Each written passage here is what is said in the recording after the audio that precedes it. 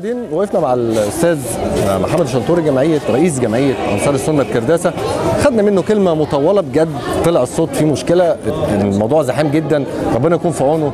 حقيقي اي مجال قائم على العمل الخدمي خلينا متفقين محفوظ بالمخاطر. يعني ايه محفوظ بالمخاطر؟ يعني عمرك ما هتعجب كل الناس وعمرك ما هتزعل كل الناس، بتحاول بقدر المستطاع انك تساعد وتقدم الخدمه على الوجه الاكمل. لكن خلينا ناخد كلمتنا كده من الاستاذ محمد الشنتوري. استاذ محمد الشنتوري، انا سعيد بوجودي معاك النهارده. انا اسعد وحضرتك شرفتنا ونورتنا، ومزيد من التقدم، وببارك لحضرتك على البرنامج الجميل.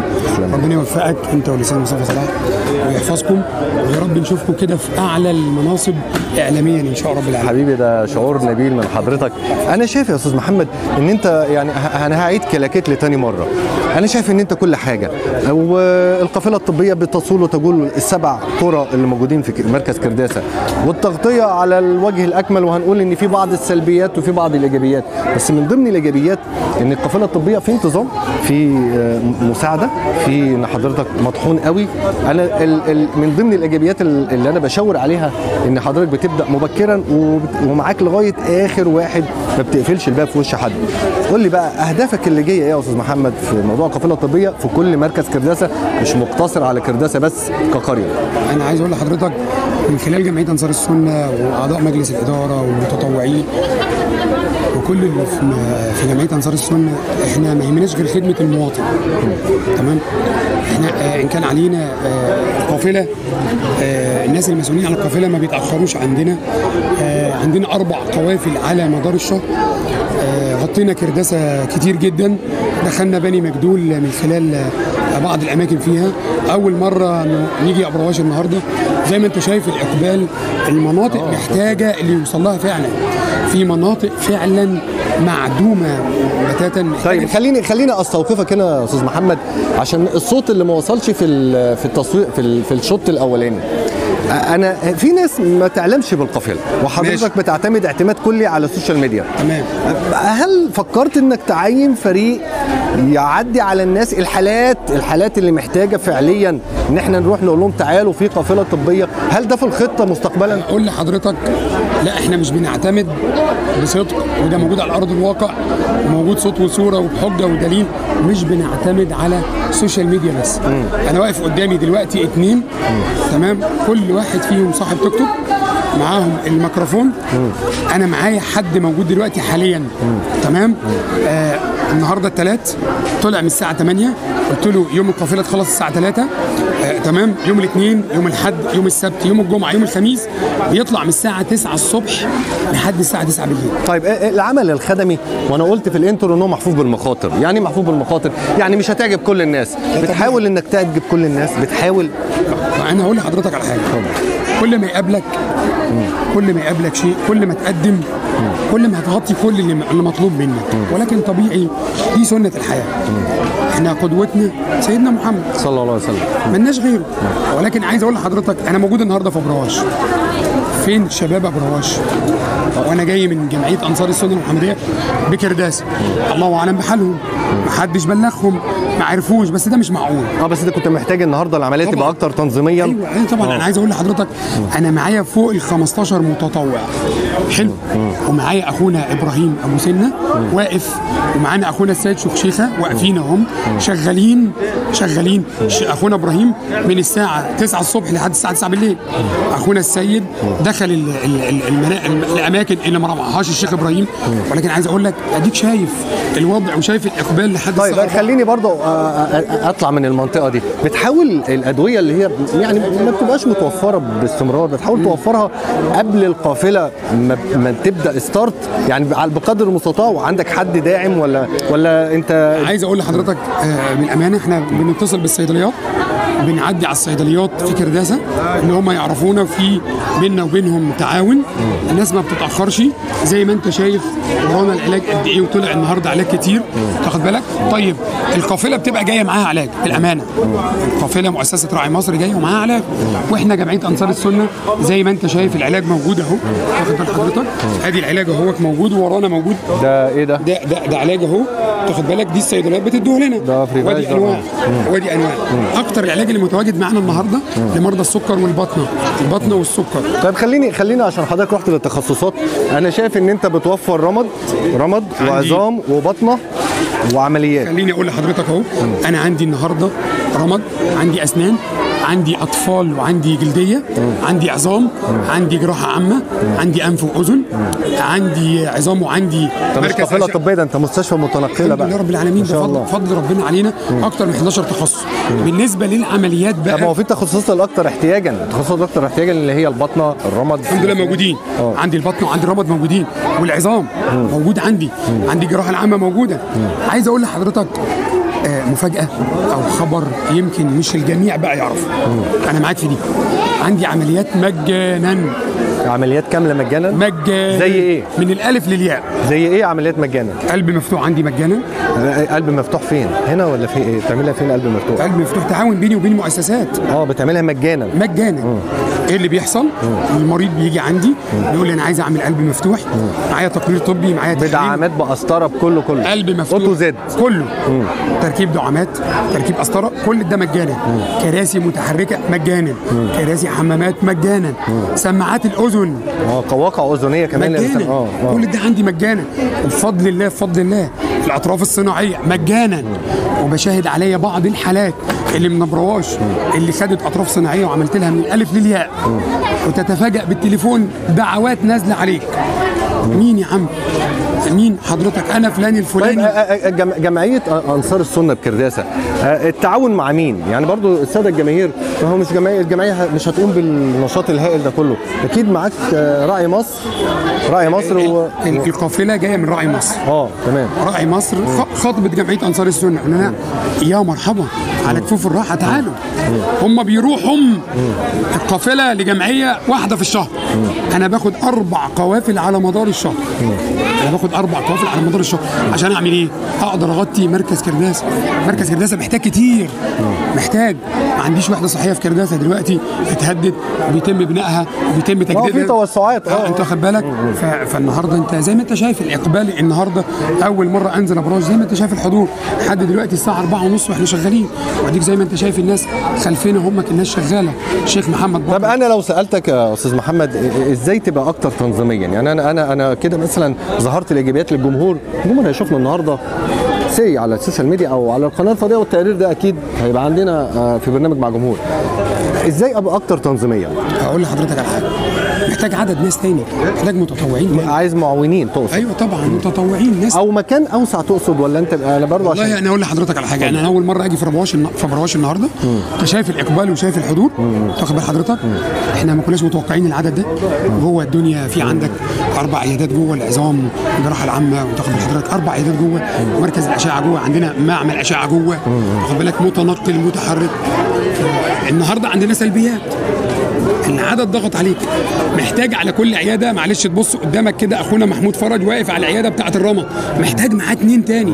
طب انا معلش انا جاي برواش، كنت اتمنى حد حد من بعض الناس اللي موجوده في برواش جه اول ما شاف المنظر. الراجل جه ساعد وقف، بس طبعا مطلوب منه شغل، مطلوب يتحرك هنا ويتحرك هنا. الراجل استأذن وتوكل على الله. انا كل الطقم بتاعي كله كرداسه. ربنا كرمني بالشيخ ابراهيم من ابرواش. الشيخ ابراهيم ابو سنه واقف اهو، الراجل تاخد بالك ما قعدش، وهو الوحيد اللي من ابرواش. طيب انا خليني برضو اقطعك في الحته دي.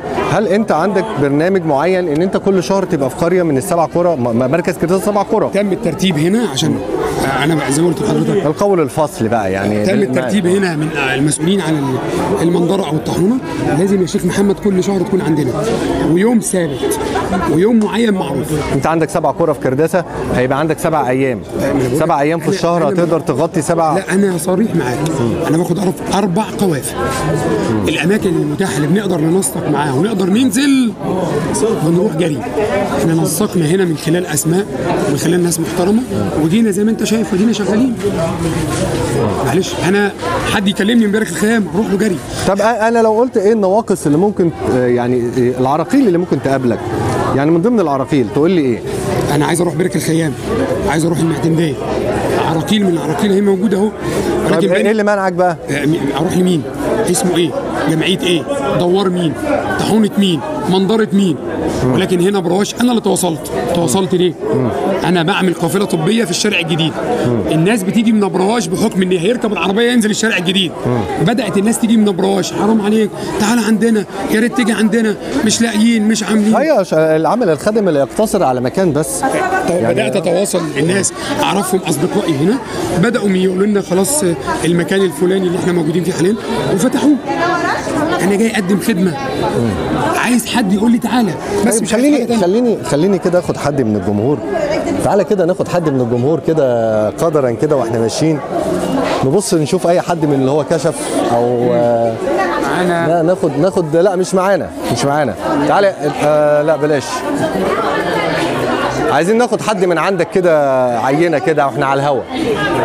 مين عايزين حد؟ عايزين حد كده يكون النهارده، عايزين حد يكون كشف واستفاد.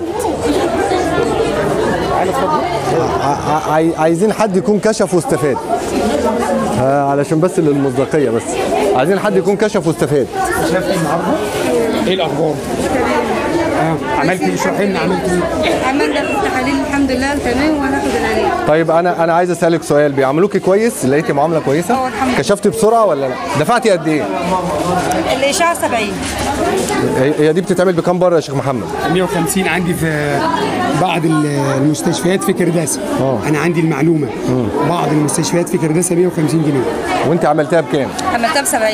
وكشفتي بكام؟ ب 10. يعني التوتال كل قطعتي تذكره ب 10.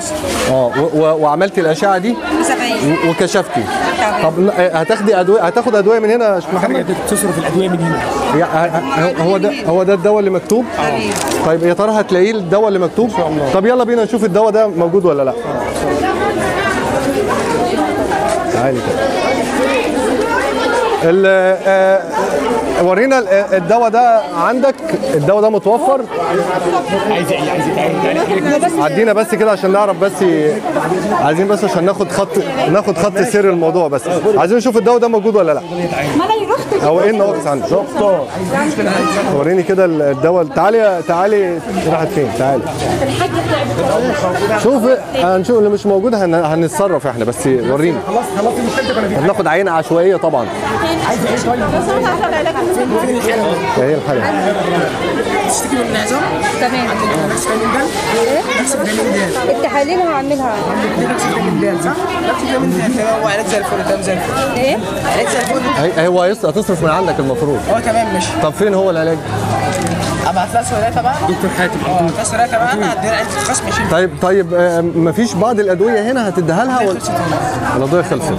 احنا نعمل ايه بقى حضرتك بعد كده؟ احنا في اتفاق ما بين الصيدليتين هنا، 2 صيدليه، الدكتور مصطفى والدكتور حاتم. تمام. بنحول عليه على طول. اسم الصيدليه ايه؟ الدكتور حاتم. صيدليه حاتم. دكتور حاتم. تمام. بصي. وصيدليه مين كمان؟ ماشي. تمام. هيعمل لك ايه؟ المفروض ان في فاصل. تمام. خلاص. طيب علشان بس مصداقيه للجمهور، وهنا الاستاذ محمد كتب صيدليات دكتور حاتم مجان، الاستاذ محمد شنطوري. طيب هي هتاخد الدواء ده هتاخد عليه خاص ولا بس احنا كتبنا مجانا اهو. تمام. مجانا.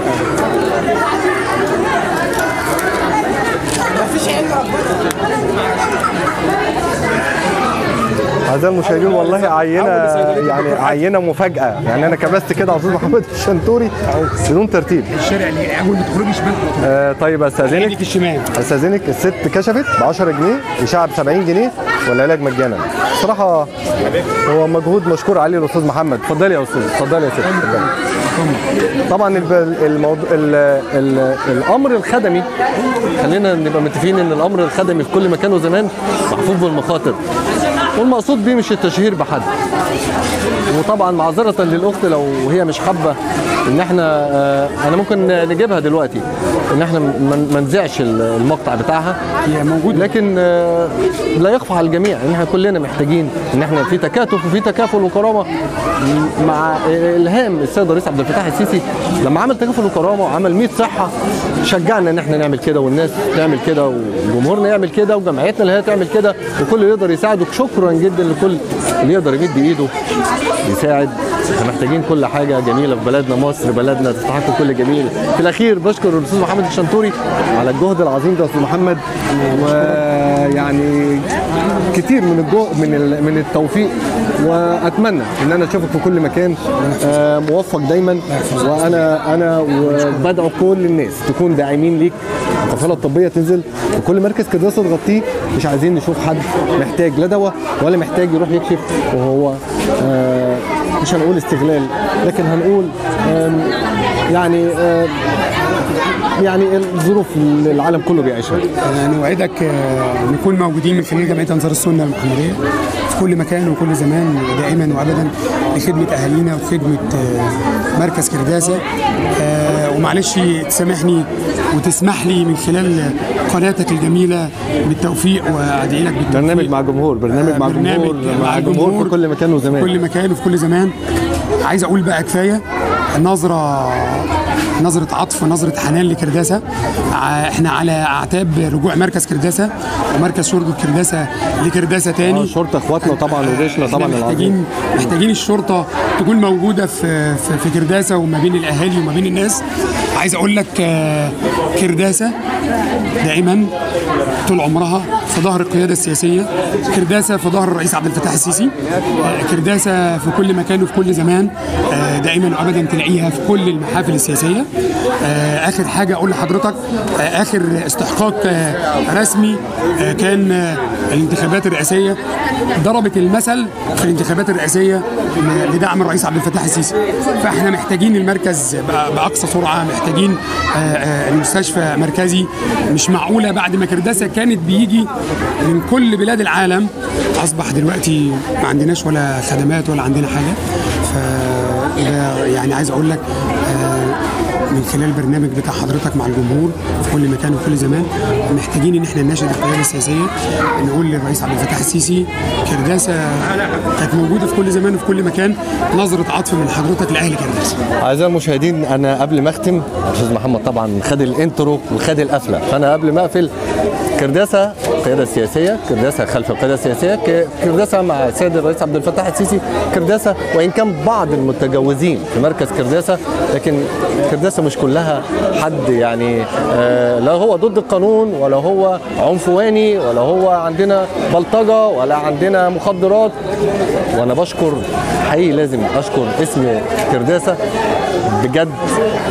انا اعرف ان بقالنا اكتر من اسبوعين تقريبا على قدم وساق شغالين حقيقي كنز في كل ما هو يضر المجتمع، ومجتمعنا محترم، واحنا عندنا بصيص من الامل ان احنا نتقدم ونقف خلف القياده. قيادتنا بتلهمنا الصبر، بتلهمنا ان احنا نشتغل نحب بلدنا، بتلهمنا يعني برنامج 100 مليون صحه ممكن يكون ده الهام. استاذ محمد الشنتوري في القوافل الطبيه ممكن يكون حياه كريمه النهارده اكتر من 1700 قريه على مستوى الجمهوريه، شوارع، صرف صحي، بيوت بتتبني. فده بيبقى الهام من القياده السياسيه، واللي تحت القياده السياسيه بيتعلم، واحنا كمان كلنا بنتعلم من قيادتنا ان احنا نخاطب الجمهور ونخاطب نفسنا ونبدا نقوم من نفسنا. الى اللقاء، القاكم قناه الفضائيه ان شاء الله. التقرير ده هيبقى معانا في برنامج مع الجمهور قريب. باي باي.